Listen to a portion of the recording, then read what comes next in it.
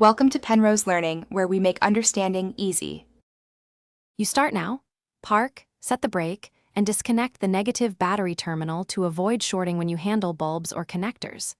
Next, remove any bed liner or interior trim covering the tail light access. Use a trim tool to avoid breaking clips.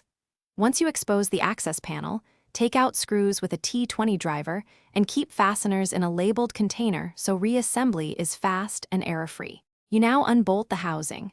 Remove the two 310 mm bolts while supporting the assembly with your other hand so it doesn't drop. Once bolts are out, slide the housing rearward to free it from body hooks. If clips resist, pry gently with a trim tool to prevent cracking. After it clears, reach behind, depress the wiring harness tab, and pull the connector straight back. Wiggle slightly if it's tight, but don't twist the wires. You finish by inspecting the bulb socket, gasket, and housing for corrosion or damage. Replace the bulb or gasket if needed and apply a small amount of dielectric grease to contacts to prevent future corrosion.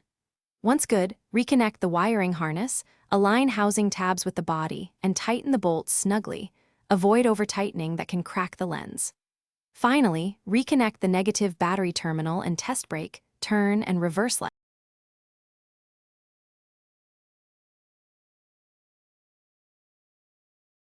Thanks for watching. If this was helpful, leave a like and consider subscribing. See you next time.